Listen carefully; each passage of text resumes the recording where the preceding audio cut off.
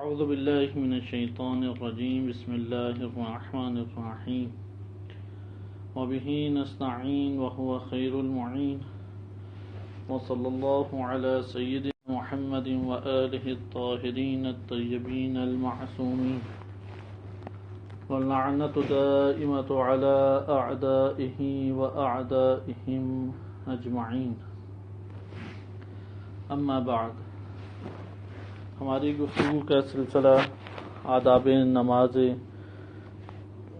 کے اوپر امام خمینی رحمۃ اللہ علیہ کی کتاب آداب نماز پر جاری تھا، اور آپ کی خدمت میں مقدمہ کتاب پیش کیا جا رہا تھا۔ ہم نے گزشتہ درس میں مطالعہ کیا کہ امام خمینی رحمۃ اللہ علیہ نے آداب نماز کو دو حصوں میں تقسیم کیا ہے، ایک ہیں آداب ظاہری اور ایک ہیں آداب قلبی۔ آداب ظاہری کی اگر رعایت کریں تو ہمارے پاس نتیجہ آتا ہے، آداب ظاہری کی اگر رعایت کریں تو نتیجے میں ایک صورت ظاہری ہمارے سامنے جنم لیتی ہے، اور اگر ہم آداب قلبی کی رعایت کریں تو اس صورت میں ہمارے سامنے صورت باطنی جنم لیتی ہے۔ یہاں سے ہمارے سامنے یہ حقیقت آشکار ہوئی کہ ہر ظاہر کا باطن سے ایک ربط اور تعلق ہے، ہر ظاہر کا باطن کے ساتھ ایک ربط اور تعلق موجود ہے، اور اس باطنی صورت کو انسان برزخ میں یا قیامت میں دیکھے گا۔ اور یہاں سے ہمیں یہ بھی معلوم ہوا کہ ہر باطنی صورت جب انسان دیکھے گا تو اس کا یہ مطلب ہے کہ انسان کا برزخ سے اور قیامت سے ایک نوع تعلق موجود ہے، اگرچہ وہ نوع تعلق ہمارے لیے کاملاً آشکار نہیں ہے، لیکن ایک نوع تعلق ضرور موجود ہے۔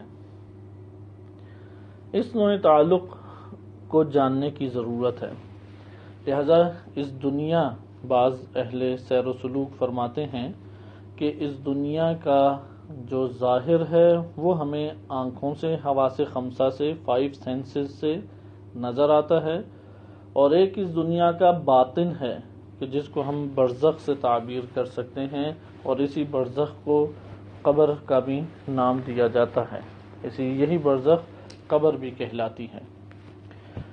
نتیجتاً ہمارے پاس یہ بات آئی کہ انسان کو باطن کے اوپر دقت اور غور کرنا چاہیے۔ ہم جس موضوع کو شروع کیے ہوئے ہیں وہ عنوان رکھتا ہے نماز۔ نماز کا جہاں تک تعلق ہے تو اس کا ایک ظاہر ہے اور ایک باطن ہے۔ امام خمینی رحمۃ اللہ علیہ نے اس کتاب کو باطنی اور قلبی آداب سے تعبیر کیا ہے، اور اس میں صرف انہی پہلوؤں کو لکھا ہے جو نماز کے قلبی آداب سے یا باطنی صورت سے تعلق رکھتے ہیں، کیونکہ ظاہری آداب واجبات اور مستحبات کی صورت میں توضیح المسائل میں موجود ہیں، اور ہر بندہ اس طرف رجوع کر سکتا ہے جو فقہاء کرام نے انتہائی زحمت اور محنت کر کے روایات اہل بیت علیہ السلام سے اخذ کر کے اس کو درج کیا ہے۔ جہاں تک آداب قلبی اور باطنی صورتوں کا تعلق ہے تو وہ اس کتاب کا حقیقتاً موضوع ہے۔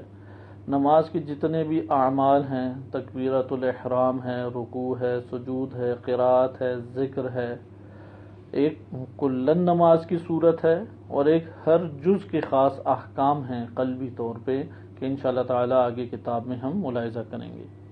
قبل اس کے کہ ہم آگے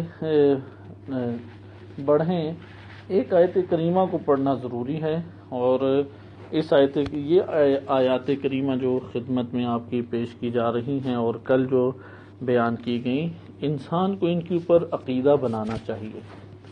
پہلے بھی یہ بات ذکر کی گئی کہ کیونکہ تکراراً یہ باتیں انسان کے تذکر میں یا دہانی کے طور پہ لائی جائیں تو آہستہ آہستہ انسان کے وجود میں وہ حساسیت حاصل کر لیتی ہیں، اس لیے ان باتوں کا تکرار کیا جاتا ہے، کیونکہ عموماً یہ ہوتا ہے کہ انسان باتیں سنتا ہے اور دیگر کاموں میں جب مشغول ہو جائے تو یہ والی باتیں ذہن سے نکل جاتی ہیں، اصطلاحات کو بھول جاتا ہے، دوبارہ یاد کرانے کے اوپر تھوڑا اسے پھر یاد آ جاتا ہے، پھر بھول جاتا ہے۔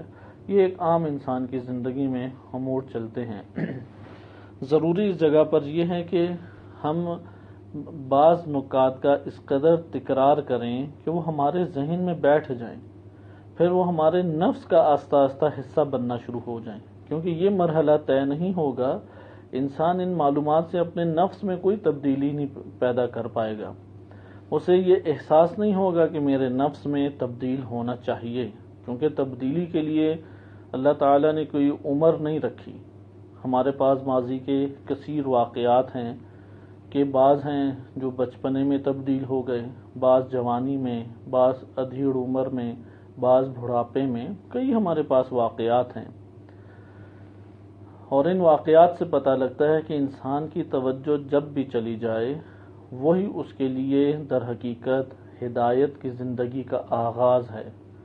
بعض اوقات انسان اپنے آپ کو ہدایت یافتہ سمجھتا ہے، لیکن جب قرآن اور اہل بیت علیہم السلام سے فہم کا تعلق پیدا کرتا ہے، ایک دفعہ تو رسم کا تعلق ہے، یعنی رسومات انجام دینی ہے، ایک دفعہ رسم کا تعلق ہے، ایک دفعہ معرفت اور فہم کا تعلق ہے۔ جب فہم کا تعلق پیدا ہو تو یہ تعلق انسان کے لیے ہدایت کا سبب ہے، لہذا انسان اپنے طور پہ یہ پلاننگ کرتا ہے کہ جس طرح دنیا کی ظاہری اعمال ہیں، اسی طرح قرآن اور اہل بیت علیہ السلام کے ظاہری اعمال کو وجود دیا جائے اور اپنی دنیا کو انتہائی خوبصورت طریقے سے گزارا جائے، یہ کامیاب ترین زندگی ہے، جبکہ معاملہ اس کے بالکل برعکس ہے۔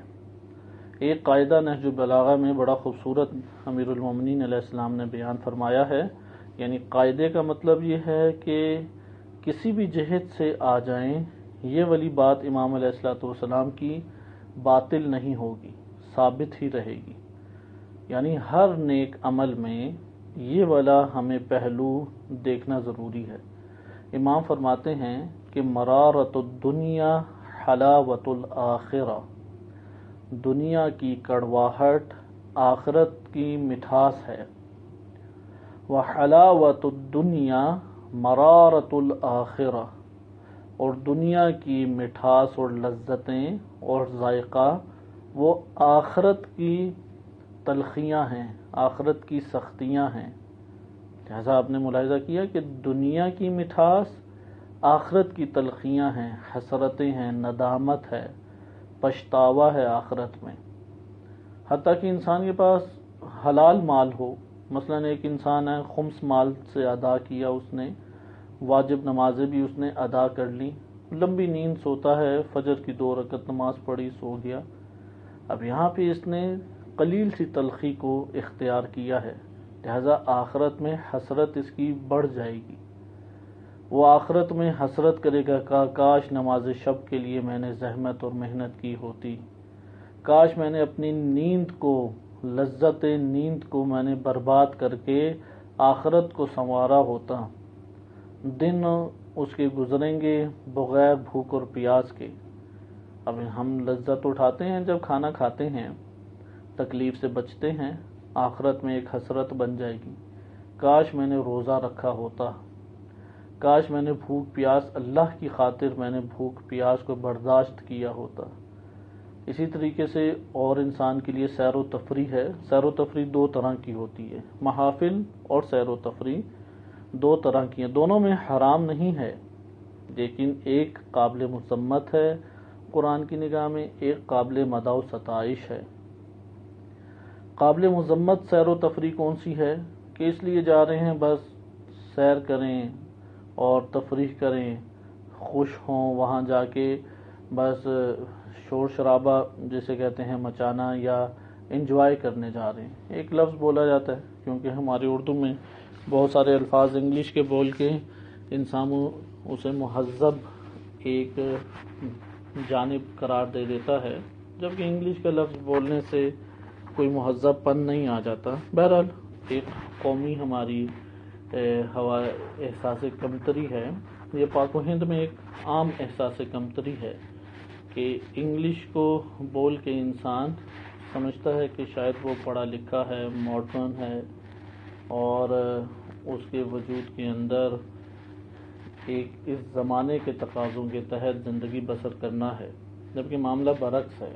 وہ یہ الفاظ فقط بول رہا ہے اس وجہ سے تاکہ احساس کمتری اپنے اندر اس کو پورا کر سکے، وہ اپنے کمتر ہونے کے احساس کمتری، یعنی اگر یہ الفاظ نہ بولیں تو اسے یہ احساس ہوتا ہے کہ میں کمتر ہوں، اپنے کمتر ہونے کو چھپانے کے لیے وہ اس طرح کے الفاظ استعمال کرتا ہے۔ ایک دفعہ سمجھانے کے لیے استعمال کرتے ہیں، مثلا ایک دفعہ لینگویج سیکھتے ہیں تاکہ میں ان کو یہ بات سمجھاؤں، یہ بڑی خوبصورت چیز ہے، ضرور سیکھنی چاہیے کوئی بھی زبان ہو، لیکن ایک دفعہ اس لیے بولا جاتا ہے، زبان بولی جاتی ہے تاکہ میں کمتر دکھائی نہ دوں، یہاں پہ ایک سوالیہ نشان بن جاتا ہے۔ اسی طریقے سے انجوائمنٹ کے لیے جا رہے ہیں ہم، وہاں پہ ہم تفریح کریں گے، انجوائے کریں گے، اور پھر آ کے کہتے ہیں کہ بڑا خوبصورت منظر تھا، بڑا مزہ آیا، بڑا انجوائے کیا، اس طرح کے جملات۔ اس غافلانہ سیر و سیاحت کی شدید مذمت کی گئی ہے۔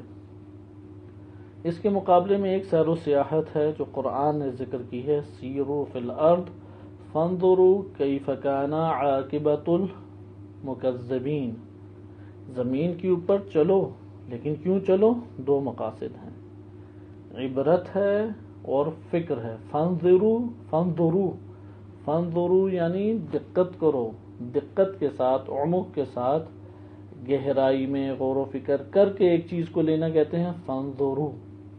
ہمارے اہل منبر میں یہ ایک بہت بڑی زیادتی کی ہے معاشرے کے ساتھ، فقط آیت کریمہ کا ابتدائی حصہ بیان کیا ہے، سیروا فی الارض، حالانکہ آیت کریمہ آگے بیان کر رہی ہے اس کی علت اور وجہ، ریزن بیان کر رہی ہے کہ یہ سیروا فی الارض کیوں زمین کے اوپر چلو پھرو، اس لیے کہ دقت کرو، غور و فکر کرو اللہ کی خلقت کے اوپر۔ نمبر 2، کیف کان عاقبۃ المکذبین، جھٹلانے والوں کا انجام دیکھو، یہ بھی بڑے بڑے گھروں میں رہا کرتے تھے، ان کے پاس بھی صحت تھی، لمبی عمریں انہوں نے پائیں، اولادیں بھی ان کے پاس موجود تھیں، مال اسباب بھی تھے، بہترین اسی زمین کے اوپر نظارے کرتے چلتے پھرتے تھے، کہاں یہ سارے کے سارے چلے گئے؟ یعنی دوسرا ہے عبرت۔ اگر سیر و تفریح و فکر اور عبرت کے لیے قرآن نے اس کی مدح و ستائش کی ہے، اگر سیر و تفریح و غفلتوں کے لیے اس کی مذمت کی گئی ہے۔ آئیں ادھر سے ہی ہم اپنے اس موضوع کی طرف آتے ہیں، کیونکہ نماز سے قرآن کریم نے اس کا ایک تعلق جوڑا ہے، ایک تعلق نماز سے اسی غفلت اور کھیل کود کا تعلق جوڑا ہے، اس لیے یہ موضوع آپ کی خدمت میں بیان کیا کہ قبل اس کے کہ ہم روایت میں داخل ہوں کہ امام خمینی رحمۃ اللہ علیہ نے اس آیت کریمہ کو بیان کرنے کے بعد کہ برزخ میں ساری صورتیں انسان کے سامنے ہوں گی، ساری صورتیں ہوں گی، کیا مطلب؟ ابھی ہم ایک عمل انجام دے رہے ہیں، یہ ہمارا عمل ایک صورت اختیار کر رہا ہے، ہم اس کے بعد بھی ایک عمل انجام دیں گے، وہ ایک اور صورت اختیار کرتا ہے، بس اعمال انجام دیتے چلے جائیں، صورتیں وجود میں آتی چلی جائیں گی۔ فَمَن يَعْمَلْ مِثْقَالَ ذَرَّةٍ خَيْرًا يَرَهُ، کہ جس نے ذرہ برابر خیر انجام دیا ہے وہ اسے دیکھے گا، کس شکل میں دیکھے گا یہ آگے جا کے پتہ لگے گا، لیکن دیکھنے والی شے ہے وہ اس کے جسم کے اوپر ہے یا اطراف میں ہے، کہیں پر ہے اس کے، یعنی بالفاظ دیگر روح انسانی بغیر جسم کے نہیں ہو سکتی۔ روح انسانی، یہ ایک اور قاعدہ ذہن نشین ہمیں کرنا چاہیے، روح انسانی بغیر جسم کے نہیں ہو سکتی۔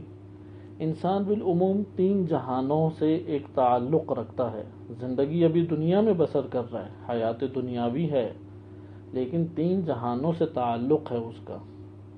یہ تعلق منتقل آگے ہوگا، بالکل اسی طرح جیسے شکم مادر میں ایک بچہ ہوتا ہے، اس کا اصل تعلق تو سب سے پہلے جو تعلق ہے وہ بطن مادر سے ہی ہے، ماں کے پیٹ سے ہے، لیکن ماں کی توسط سے اس کا تعلق اس جہان سے جسے ہم دنیا کہتے ہیں اس سے بھی ہے.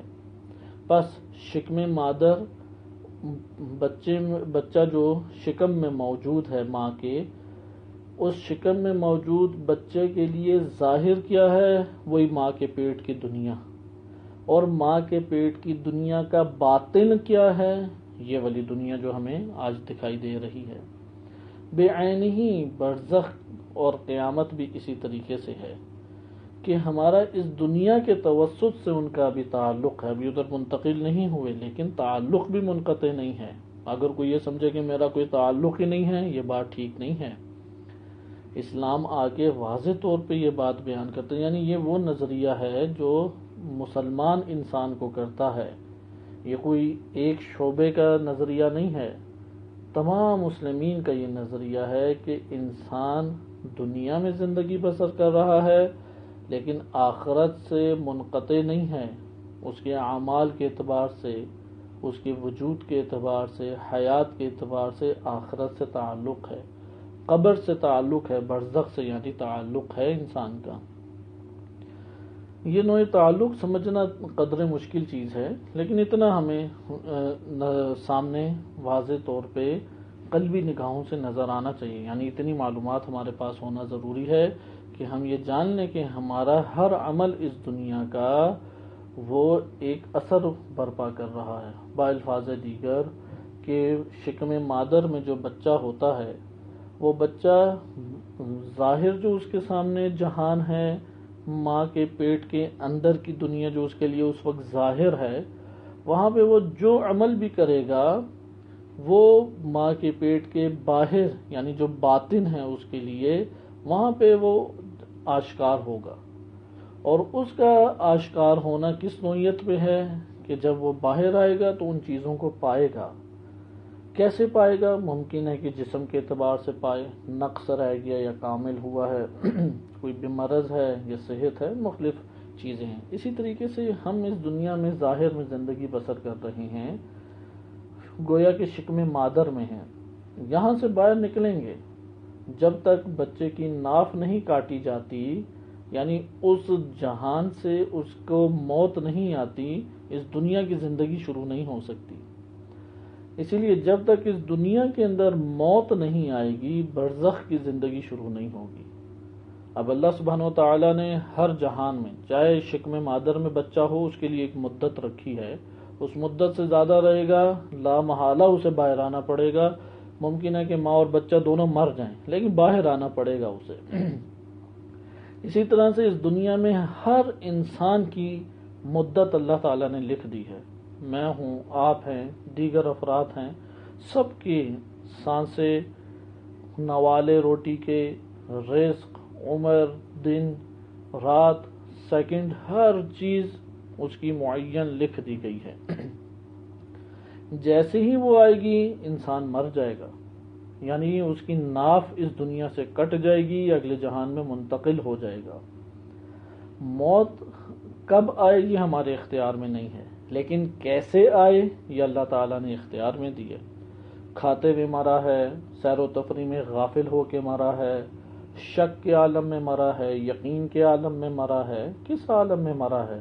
اللہ کی راہ میں شہید ہو کے مرا ہے، دین اسلام کے لیے مشکلات اٹھاتے ہوئے مرا ہے، یا دنیا کی صعوبتیں اٹھاتے ہوئے مرا ہے. دنیا کی خاطر شہوتوں کو پورا کرنے کے لیے اس نے جو سامان پیدا کیا، یا نان نفقہ کمانے کے لیے اس نے بھاگ دوڑ کی تاکہ محتاجی سے اپنے اہل و عیال کو بچا سکے. کس راہ میں وہ مرا ہے؟ اگر راہ الہی میں موت آئی ہے، راہ اہل بیت علیہ السلام میں موت آئی ہے، یہاں پہ سالم اس کی روح آگے منتقل ہو جائے گی. اگر فسق و فجور، اطاعت شیطان، اندر کی دنیا باطن کی گہرائی میں یقین نہیں ہے، شک تھا، باطن جو انسان کے قلب کی گہرائیاں ہیں وہاں پہ اللہ کے خوف کی بجائے انسانوں کا خوف ہے، حکومتوں کا خوف ہے، جن اور بھوتوں سے ڈرنے کا خوف موجود ہے، ڈر موجود ہے. یہ اسی طرح منتقل ہو جائے گا. اس کا یہ مطلب ہے کہ خوف الہی نہیں تھا. بس آپ نے ملاحظہ کیا کہ یہ جو انسان کی ظاہر کی دنیا ہے یہ باطن سے تعلق رکھتی ہے. لہذا امام خمینی رحمۃ اللہ علیہ نے ان آیات کو پیش کیا کہ فَمَن يَعْمَلْ مِثْقَالَ ذَرَّةٍ خَيْرًا يَرَهُ، جو خیر انجام دیتے ہو اس کی باطنی صورت تم دیکھ لو گے. کیسے دیکھو گے؟ انسان کی روح بغیر جسم کے نہیں رہ سکتی. جسم اس کا ہے اس دنیا میں جسم مادی ہے، برزخ میں جسم برزخی ہے، برزخی جسم ہوگا. اس دنیا میں جو جسم ہے جسم مادی وہ مٹی سے بنا ہے، پانی سے بنا ہے. لہذا انہی دو کے اوپر زندہ ہے. جو مٹی سے چیزیں اگتی ہیں اور جو پانی سے وجود میں آتی ہیں اسی کے اوپر جسم کی زندگی ہے. یہ دو نہ ہو، مٹی پانی یعنی مٹی سے اگنے والی چیزیں اور جو اگی ہوئی چیزیں ہیں وہ دیگر حیوانات کھاتے ہیں، ہم ان حیوانوں کا گوشت کھاتے ہیں، دودھ پیتے ہیں، انہیں فصلوں کو کاشت کر کے کھاتے ہیں. گویا کہ مٹی ہی کی نچوڑ کو ہم سارا استعمال کر رہے ہیں. ایک طرف پانی ہے، ایک طرف مٹی کا نچوڑ ہے جسے سلالۃ من طین قرآن کریم نے کہا ہے. یہ انسان کے مادی جسم کے نشوونما اور وجود کی اور بقا کا سبب ہے. برزخ میں جب انسان منتقل یعنی قبر میں منتقل ہو جائے گا، ابھی بھی اس کے ساتھ ایک نوع تعلق ہے، لیکن جب کاملاً منتقل ہو جائے گا تو تب اسے برزخی جسم ملے گا. یہ جسم باطنی صورتوں سے نشوونما پایا ہوا ہوگا. اس جسم کی صورت باطنی صورتوں سے بنی ہوئی ہوگی. لہذا ضروری نہیں ہے کہ ہم اپنے کسی عزیز رشتہ دار کو خواب میں دیکھتے ہیں تو وہ اس کا برزخی جسم ہمیں نظر آتا ہے. ہمیں اس کا برزخی جسم نظر نہیں آتا، بلکہ ہمارے وجود کی گہرائیوں میں جو تصویر اس کی موجود تھی معلومات کی صورت میں وہ ہمیں نظر آتی ہے. اس کا برزخی رخ ہمیں نظر نہیں آئے گا. یہاں سے ہمارے لیے بات آشکار ہوئی کہ فَمَن يَعْمَلْ مِثْقَالَ ذَرَّةٍ خَيْرًا يَرَهُ، یہ جو ذرہ برابر خیر ہے یہ کوئی صورت جسم کی بن رہا ہے یا جس جہان میں جانا ہے اس جہان کی کوئی چیز بن رہا ہے، گھر بار ہے، باغات ہیں یا دیگر چیزیں ہیں وغیرہ وغیرہ. وَمَن يَعْمَلْ مِثْقَالَ ذَرَّةٍ شَرًّا يَرَهُ، جس نے ذرہ برابر شر انجام دیا ہے وہ مشاہدہ کرے گا، اسے دیکھے گا. اسے آئیں ادھر سے ہی ایک اور آیت کو ہم لیتے ہیں کیونکہ اس آیت کی حد تک تو ہم کتاب کے دائرے میں تھے. ایک آیت کو پڑھنے کے لیے ہم کتاب کے دائرے سے باہر آتے ہیں تاکہ ایک اہم پہلو جو ہمیں اپنے معاشرے میں قبیح صورت میں نظر آتا ہے اس کی طرف ہماری توجہ چلی جائے. قرآن کریم نے بعض آیات بیان کی ہیں جو لہو و لعب سے تعلق رکھتی ہیں. لہویات ان امور کو کہتے ہیں جو آپ کو اصل ہدف اور غرض سے غافل کر دے. انسان کے اس دنیا میں اصل ہدف ہے اللہ کی طرف آگے بڑھتے ہوئے تکامل حاصل کرنا، یعنی اپنے وجود کے نقائص ختم کر کے کامل کرنا، پرفیکٹ بننا. جتنا زیادہ پرفیکٹ بنتا چلا جائے گا، کامل ہوتا چلا جائے گا، اتنا اس نے اغراض اور اپنے اہداف کو حاصل کر لیا. ایک ایسے کام میں اگر ہم مشغول ہوں کہ جو ہمیں اصل ہدف سے غافل کر دے اسے کہتے ہیں لہویات. لعب کہا جاتا ہے ایسے اعمال کہ جو غیر عقلائی ہوں. مثلا بے شک لذت اور شہوتیں ہوں اس میں لیکن عقلائی نہیں ہیں، عقل مندانہ نہیں ہیں. غفلتوں میں بھی مبتلا کرتی ہے لیکن عقل مندانہ نہیں ہے. بعض لوگ ایسے ہیں کہ جنہوں نے دنیا کو لہو و لعب قرار دیا. قرآن نے بار بار اس کو، ایک دو آیات نہیں ہیں، کثیر آیات ہیں، یعنی 15-20 کے قریب آیات ہیں کہ جس میں نفی کی گئی ہے کہ یہ دنیا، یعنی ان آیات کا نچوڑ کہ دنیا کھیل کود تماشا تفریح کی جگہ نہیں ہے. انسان یہ بات آسانی سے نہیں سمجھتا، سن لیتا ہے، مثالیں دو سمجھ بھی لیتا ہے، معلومات میں بھی آ جاتے ہیں، لیکن ایک فرد اور آ جائے انسان کے سامنے سب معلومات بھاگ جاتی ہیں، غافل ہو جاتا ہے.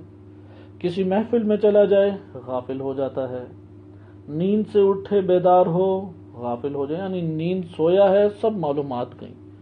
دیگر کاموں میں مشغول ہو کے، مثلا ابھی درس ختم ہوا، کسی مہمان نے آنا ہے، ساری کی ساری یہ معلومات گئیں، یا مہمان نے نہیں آنا، کسی اور جگہ گفتگو کرنے کا موقع ملا ہے، گفتگو کی، سب معلومات چلی گئی، یہ سب کے ساتھ، حتیٰ کہ ہمارے ساتھ بھی ایسا ہی ہوتا ہے، تذکر کی جگہ پہ ضرورت ہے۔ تذکر، اپنے نفس کو خود انسان تذکر دے، خود اپنے آپ کو سمجھائے کہ دیکھو اس محفل میں جا رہے ہو، وہاں گفتگو کرو گے، اس گفتگو کے بعد سارے کے سارے یہ نکات بھول جائیں گے۔ اس لیے قرآن نے بار بار ان باتوں کو ذکر کیا ہے۔ سورہ معاہدہ آیت نمبر 58، سورہ معاہدہ آیت نمبر 58، ارشاد باری تعالی ہوتا ہے، وَإِذَا نَادَيْتُمْ إِلَى الصَّلَاةِ، جب اے مومنو تم لوگ نماز کی طرف بلاتے ہو، اتخذوها ہزوا ولعبا، تو وہ اس کو، نماز کو اختیار کرتے ہیں، نماز کو پکڑیں گے، نماز اختیار کریں گے، لیکن کس طور پہ؟ ہزوا، تمسخر اڑائیں گے، مذاق اڑائیں گے، مذاق بنا کے لیں گے، ولعبا، اور کھیل کود تماشا بنا لیں گے، یعنی غیر عقلائی حرکت کریں گے، اس طرح نماز پڑھیں گے کہ گویا نماز ایک غیر عقلائی چیز ہے۔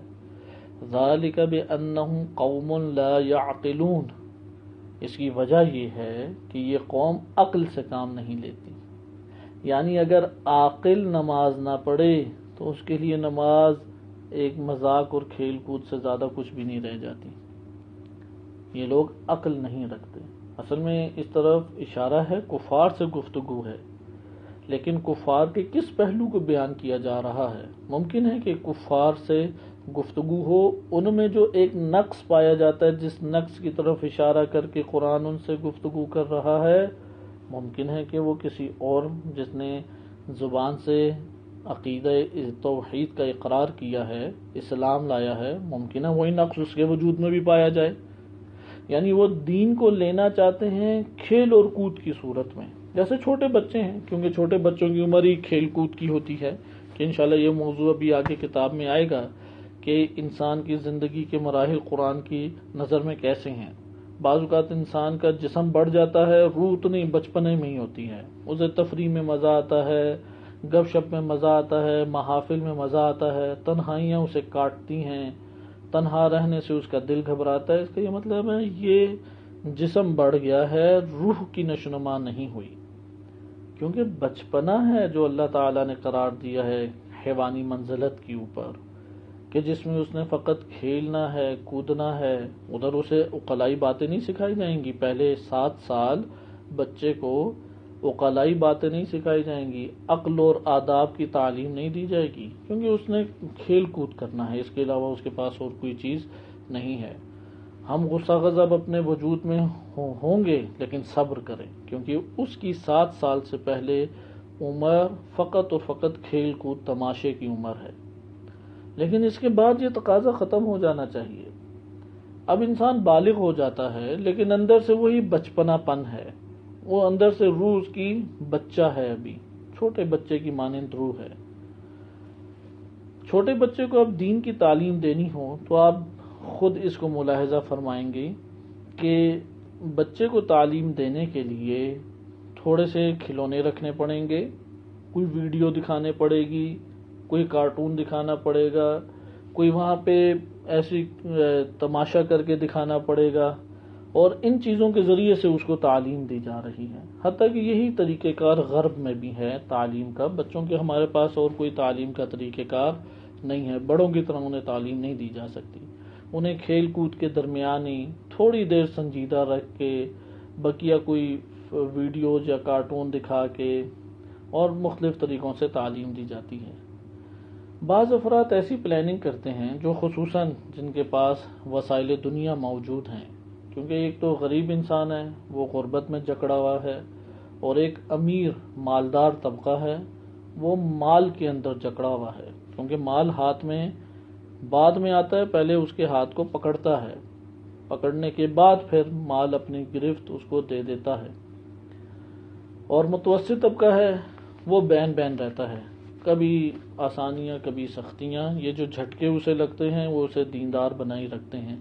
اس لیے دیندار طبقہ متوسط طبقے میں زیادہ ہوتا ہے، غریب اور امیر طبقے میں قلیل ہوتا ہے دیندار طبقہ، کیونکہ متوسط طبقہ دونوں رخ دیکھتا ہے تو دین کی طرف اس کا رجحان کچھ نہ کچھ بڑھ جاتا ہے۔ بہرحال ابھی یہ تجزیہ تحلیل مقصد نہیں ہے، یہاں پہ یہ نقطہ بیان کرنا مقصد ہے کہ بعض لوگ یہ اس طرح سے منصوبہ بندی یا پلان بناتے ہیں کہ درس بھی ہوگا، کھیل کود بھی ہو جائے گی، یا سیر و تفریح کے لیے جا رہے ہیں، درمیان میں ایک بات بھی انہیں بتا دی، یا اسی طریقے سے فلم اور کارٹون جب تک نہ دکھائے جائیں یا ڈرامے نہ دکھائے جائیں انہیں وہ بات سمجھ ہی نہیں آتی، اس لیے ان کے لیے یہ والا ہم کام کریں گے۔ اس کو کہتے ہیں کہ دین کو اختیار کرنا حضباً و لعبا، کھیل کود تماشے کی صورت میں تو دین نہیں اختیار کیا جا سکتا۔ یہ ہم نماز سے تعلق رکھتی تھی کہ کفار یہ کرتے تھے، ادھر آذان دیتے تھے مومنین، یہ کہتے تھے یہ دیکھو ملا لوگ آ گئے، یہ بڑے نمازی بن کے آ گئے، یہ بڑے پرہیزگار آ گئے۔ ہوتا ہے محافل میں ہم شرکت کریں، آذان ہوئی ہے، اب فی الفور نماز پڑھنی چاہیے، اگرچہ پورے کے پورا وہ ماحول انسان کو کھینچ رہا ہے پکڑ کے، نہیں نماز نہیں پڑھنی۔ جس کی روح طاقتور ہوتی ہے وہ اس ماحول کی قوت سے مقابلہ کر کے چھٹکارا پاتا ہے اور اسی جگہ سب لوگوں کے سامنے نماز کو برپا کر دیتا ہے۔ یہ جو اس نے نماز برپا کی ہے گویا کہ اس نے اس پورے کے پورے مشرکانہ ماحول میں توحید کو زندہ کر دیا ہے۔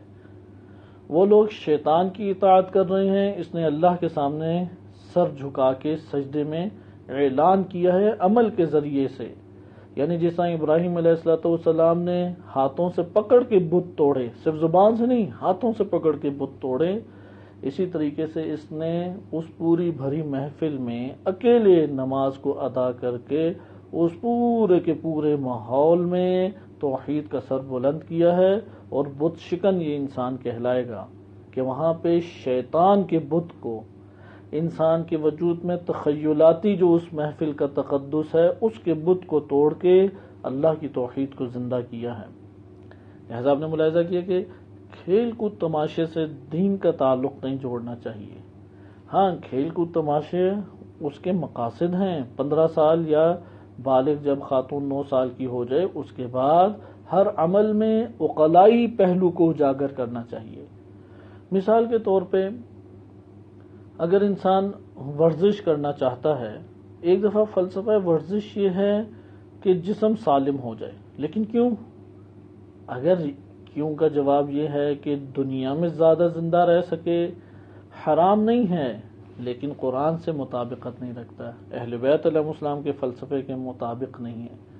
اگر اس لیے کہ عبادت الہی اچھے طریقے سے انجام دے سکوں، اہل بیت علیہ السلام کا سفیر بن کے پیغام اہل بیت میں دوسروں تک بہتر طریقے سے پہنچا سکوں، اس لیے زندہ رہنا چاہتا ہوں، اس شخص کا ورزش کرنا، اس شخص کا اس جگہ پہ اپنی صحت بنانا، ہر چیز عبادت شمار ہو جائے گا۔ آپ نے دیکھا کہ یہ تفکرات جنہیں عقائد ہم کہتے ہیں یہ حقیقی عقائد ہیں، یہ معلومات نہیں ہیں، یہ اخلاقیات نہیں ہیں، یہ حقیقت میں عقائد ہیں۔ عقائد یعنی عقدہ، پیچیدگی، ایسا مضبوطی سے جوڑنا نفس سے جدا نہ ہو، نہ دن کے وقت، نہ رات کے وقت، نہ نیند کے وقت، نہ کھانے میں، نہ پینے میں، نہ محفلوں میں، نہ گفتگو میں، نہ دوران درس، کسی جگہ جو معلومات انسانی نفس سے جدا نہیں ہوتی، فقط اس کو عقیدہ کہتے ہیں۔ جو اس درجے کے اوپر معلومات نہیں پہنچی ہوئی وہ عقیدہ نہیں ہیں، وہ کتابوں کی حد تک عقیدہ ہیں، لیکن میرے نفس کے اندر وہ عقیدہ ابھی نہیں بنی، ابھی میرے نفس میں معلومات ہی ہیں۔ اس لیے تنہائی میں انسان کو محاسبہ کرنا چاہیے، حساب کتاب کرے اپنے نفس کے ساتھ، اے نفس تو نے کتنی معلومات کو عقیدہ بنایا ہوا ہے۔ وہ دیکھے گا 3-4 کے علاوہ تو میرے عقائد ہیں ہی نہیں، وہ تو صرف معلومات ہیں۔ عقیدہ کیونکہ میں سوتا ہوں تو پھر اٹھوں تو وہ موجود ہی نہیں ہے، کھاتا پیتا ہوں تو وہ موجود نہیں ہے، گپ شپ لگائیں، محافل میں آ جائیں، خصوصاً ایسی شخصیات کہ جن سے بہت زیادہ فرینکنس ہے، یا ایسی شخصیات کی جن کے مال و دولت سے متاثر ہوتا ہے اور ان کو انسان انتہائی اہمیت دیتا ہے، وہ آ جائیں تو سب بھی فلسفے غائب ہو جاتے ہیں۔ تو سمجھ لینا چاہیے کہ اندر عقیدہ مال و دولت ہے، اندر عقیدہ فرینکنس اور دوستی ہے، عقیدہ الہی کہاں پر ہے؟ آئیں اگلی آیت کو ملاحظہ کریں اور اس موضوع کو ختم کرتے ہیں۔ سورہ انعام آیت نمبر 70، سورہ انعام آیت نمبر 70 میں ارشاد باری تعالیٰ ہوتا ہے۔ یہ آیات چھوٹی چھوٹی آیات ہیں، ذہن نشین کر لینی چاہیے، ہمیں یاد کرنی چاہیے، بے شک بعد میں بھول جائے لیکن یاد کریں گے، نفس کے اوپر ایک ضرب پڑتی ہے۔ ان آیات کو دہرانا اور ان آیات کریمہ کو اپنے نفس میں یاد کرنے کی کوشش کرنا، اس کی مثال کاملاً اسی طریقے سے ہے جیسے ایک پتھر ہے اور اس پتھر پہ پانی کے قطرات گرتے ہیں۔ وہ پانی کے قطرات پاک و پاکیزہ اور طاہر ہیں، چاہتے یہ ہیں کہ پتھر کے اندر جا کے جذب ہو جائیں، لیکن پتھر کا ظاہر اتنا سخت ہے کہ وہ اس پانی کو اندر جانے ہی نہیں دیتا۔ یہ مثال قرآن کریم نے بیان کی ہے، خود ساختہ مثال نہیں ہے کہ قرآن نے یہ بیان کی ہے۔ سورہ بقرہ میں انشاءاللہ آئے گا اس کا بیان، کہ ابھی وقت ہمارے پاس قلیل ہے۔ یعنی وہ جذب ہی انسان کا قلب، انسان کی روح بعض اوقات اس طرح سے سخت ہو جاتی ہے، آیات اس کے وجود پہ پڑتی ہیں لیکن کوئی اثر ہی نہیں ہے، روایات ہیں، عبرت کے نمونے ہیں، واقعات ہیں، لوگ اس کی آنکھوں کے سامنے مر رہے ہیں، اسے اپنی موت کی فکر ہی نہیں ہے۔ روایات میں آیا کثرت سے موت کا ذکر کرو، کثرت سے، اگر کثرت سے موت کا ذکر کیا جائے تب انسان بچتا ہے دنیا سے۔ آخر کیسے ممکن ہے کہ ہم موت کا کبھی ذکر کریں نہ اور پھر کہیں کہ ہاں سب سے کمال والی زندگی تو ہم نے بسر کی۔ قرآن کریم نے سب سے زیادہ ذکر کیا، پورے قرآن کریم میں ہمارے اصول دین، 5 اصول دین میں جتنا قیامت کا ذکر ہے کسی بھی شے کا ذکر نہیں ہے، نہ توحید کا اتنا ذکر ہے، نہ نبوت، نہ امامت، فقط اور فقط قیامت۔ موت ہے کہ جو انسان کو اس دنیا میں سنبھال کے رکھتی ہے، طاغوتیت سے بچاتی ہے، سرکشی اور بغاوت سے بچاتی ہے۔ اس موت سے اتنا گھبراتے ہیں کہ تنہائیوں میں بھی اس کا تصور نہیں کرتے، تصور ذہن میں آنے لگے تو انسان کی حالت غیر ہو جاتی ہے، اور پھر ڈاکٹر، نفسیاتی ڈاکٹر آ کے اور اسے پریشان کرتے ہیں اور دنیا داری میں لگا دیتے ہیں کہ یہ تصور ہی نہ آئے، شاید بیمار پڑ جائے گا۔ موت کثرت سے یاد کرنی چاہیے، کیونکہ ہمارے یاد کرنا یا بھول جانے، ان دونوں صورتوں میں موت تو نہیں ٹلے گی ہم سے، لیکن یہ ضرور کرے گی۔ روایت کے الفاظ ہیں کہ موت کو یاد کرو، وہ تمہاری لذتوں کو بے مزہ کر دیں گی۔ آخر لذتیں بے مزہ کیسے ہوں گی؟ کثرت سے موت کو یاد کرنا چاہیے۔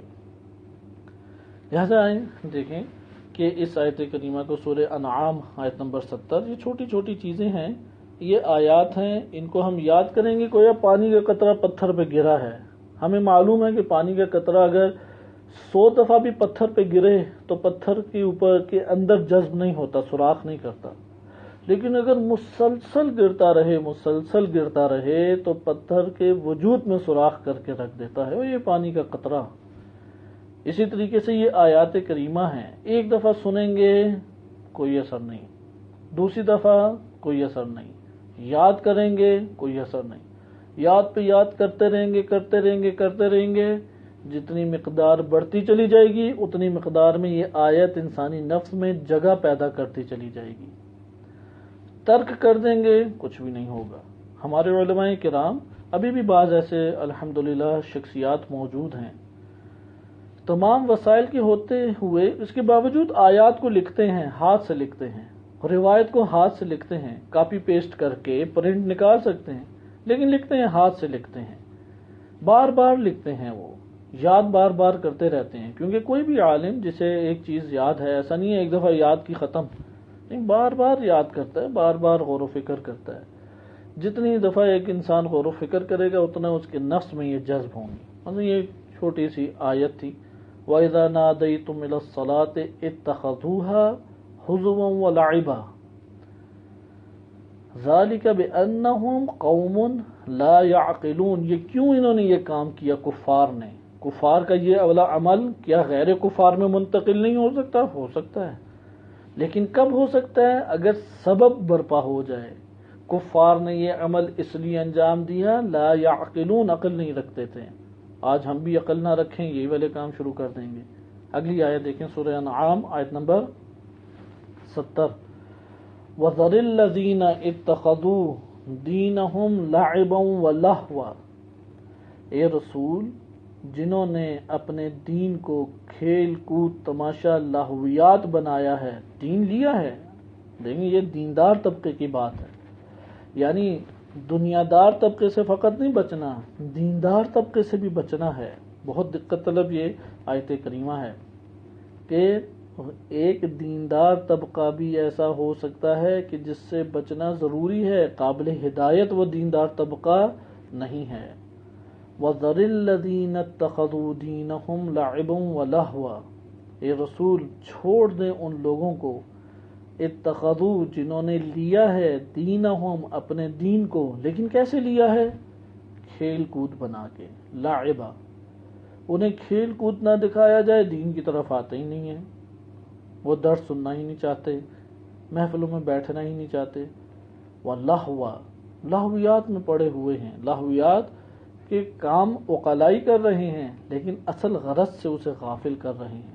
مثلا امام حسین علیہ السلام کی شہادت امام حسین علیہ السلام ایک مقصد ہے، ایک ایسی رسم امام حسین علیہ السلام کے نام پہ ایجاد کر لی جائے جو فلسفہ عزاداری و فلسفہ شہادت امام حسین علیہ السلام سے غافل کر دے، یہ رسم لہو بن جائے گی. دین کے اوپر ہی ہے، وہ دین کے نام پہ انجام دے رہا ہے لیکن لہو ہے. ممکن ہے کہ ایک بندے نے درس کا اہتمام کیا ہو، لیکن درس کا اہتمام کرتے ہوئے اس کے پیش نظر یہ تھا کہ وہ بعض اچھے جو کھاتے پیتے گھرانے ہیں، مالدار طبقہ ہے، ان سے تعلقات پیدا کرے. انہیں وہ درس سناتا ہے، جا کے خود بھاگ دوڑ کر کے بہترین غذائیں ان کے لیے اکٹھی کرنا چاہ رہا ہے. اگر نیت یہ ہو، نیت برعکس بھی ہو سکتی ہے، خدمت مومن بھی ہو سکتی ہے، اس صورت میں اچھا کام ہے. لیکن اگر نیت یہ ہو تعلقات بنانے ہیں، ان سے اپنے دنیاوی فوائد حاصل کرنے ہیں، لوگوں کو دکھانا ہے مجمع ماشاءاللہ بہت بڑا ہے، یہ دکھانا ہے کہ ماشاءاللہ بہت زیادہ لوگ مجھے سننے والے ہیں، یہ اس نے دین لیا ہے لیکن لاہویات ہے. درس اس وجہ سے نہیں تھا، درس تو تذکر کے لیے تھا، درس تو تعلیم کے لیے تھا، وہ بھی اللہ کی خاطر. لہذا یہاں پہ اس نے ظاہری طور پہ دینی عمل انجام دیے لیکن لہو بنا کے ایک ایسے عمل کو انجام دیا جو لاہویات میں ہے. یہ کیوں وہ انجام دیتا ہے؟ آگے آیت بیان کرتی ہے وَغَرَّتْهُمُ الْحَيَاةُ الدُّنْيَا، دنیاوی زندگی نے اسے دھوکے میں ڈال دیا. یہ دنیا کی زندگی کی اس کے اوپر تفصیل گفتگو پہلے ہماری درس قرآن میں گزر چکی ہے. انشاءاللہ تعالی ہماری اس کتاب کے ذیل میں آئی تو بیان کیا جائے گا کہ دنیا کیا ہے، حیات دنیا کیا ہے، متاع دنیا کیا ہے، زینت دنیا کیا ہے، اور مذمت کس چیز کی ہے، محبت دنیا کیا ہے. یہ 5-6 موضوع الگ الگ ہیں. بہرحال یہاں پہ ہے وَغَرَّتْهُمُ الْحَيَاةُ الدُّنْيَا، دنیاوی زندگی نے انہیں دھوکے میں، فریب میں، غفلتوں میں مبتلا کر دیا. یعنی ان کی ساری نگاہ تھی دنیاوی زندگی، آخرت کی زندگی دیکھی نہیں انہوں نے، آخرت کی زندگی پہ غور ہی انہوں نے نہیں کیا. وَذَكِّرْ بِهِ، اے رسول آپ اس چیز کا ان کے سامنے تذکرہ کریں، ان تبصل نفس بما کسبت لیس لها من دون اللہ ولی ولا شفیع. آپ اس قرآن کے ذریعے سے، آپ وحی کے ذریعے سے انہیں نصیحت کریں. ممکن ہے کہ کوئی اپنے کیے کے بدلے میں واپس آ جائے، شرمندہ ہو جائے. ان تبصل نفس بما کسبت، نفس نے جو حاصل کیا ہوا تھا وہ اس کے تبصل نفس، کہ کوئی شخص اپنے کیے کے بدلے پھنس جائے، یعنی وہ شرمندہ ہو یا اس کی آنکھیں کھل جائیں، پتہ لگ جائے کہ کیا کر رہا ہے، پتہ لگ جائے کہ دنیا کے لیے میں نے یہ کام کیا، حیات دنیا کے لیے. لیس لها من دون اللہ ولی ولا شفیع، وہ دنیا کی خاطر کام کرتا رہے، محفلوں کی خاطر کام کرتا رہے. یہ نفس کے اندر کی باتیں ہیں، باہر ایک انسان دوسرے انسان کی ان چیزوں کو نہیں جان سکتا. ہمارے سامنے تو کوئی عبادت کو انجام دے، دین کی خاطر قدم بڑھائے، ہمارے لیے ضروری ہے کہ ہم اس نے ظن رکھیں. یہ اندر کی، مثلا میں یہاں پہ درس دے رہا ہوں، میرے پیش نظر اگر شہرت ہو، منصب ہو، مال و متاع ہو یا کوئی تعلق کا ایجاد کرنا ہو، اس کا یہ مطلب ہے میں لہویات انجام دے رہا ہوں۔ سننے والے کے لیے لہویات نہیں ہیں، اس کے لیے تو دین ہے، وہ تو اس لیے نہیں سن رہا۔ لیکن بولنے والے کے لیے یہ جو کام کر رہا ہے یہ لہویات ہے، کیونکہ دین الہی حیات دنیاوی کی معاش کا ذریعہ نہیں ہے۔ وَذَكِّرْ بِهِ أَن تُبْصَلَ نَفْسٌ بِمَا كَسَبَتْ لَيْسَ لَهَا مِن دُونِ اللَّهِ وَلِيٌّ وَلَا شَفِيعٌ وَإِن تَعْدِلُوا كُلَّ عَدْلٍ لَا يُؤْخَذْ مِنْهَا۔ کہ آگے آیت طویل ہے۔ کہ آپ نے اس جگہ پہ ملاحظہ کیا کہ آج ہماری گفتگو کا نچوڑ کہ نماز بعض اوقات انسان پڑھتا ہے، نماز کے علاوہ بھی دیگر امور ہیں، لیکن انسان کی توجہ اگر نماز کے باطنی امور کی طرف نہیں ہے، ممکن ہے کہ وہ اس کے لیے لہو و لعب کی صورت اختیار کر جائے، اس سے زیادہ اس کی قیمت نہ ہو، ممکن ہے۔ ہاں یہ بھی ہے کہ بعض جہنم کے خوف سے کرتے ہیں، عیب نہیں ہے، نماز ہے، قبول ہے اللہ کی بارگاہ میں۔ کوئی جنت کی رغبت کی وجہ سے پڑھتے ہیں بارگاہ الہی میں، قبول ہے یہ نماز۔ بعض افراد اسی نماز کو پڑھتے ہیں خداوند متعال کی بارگاہ میں اللہ سبحانہ و تعالی کی قربت کی خاطر، یہ بھی نماز قبول ہے۔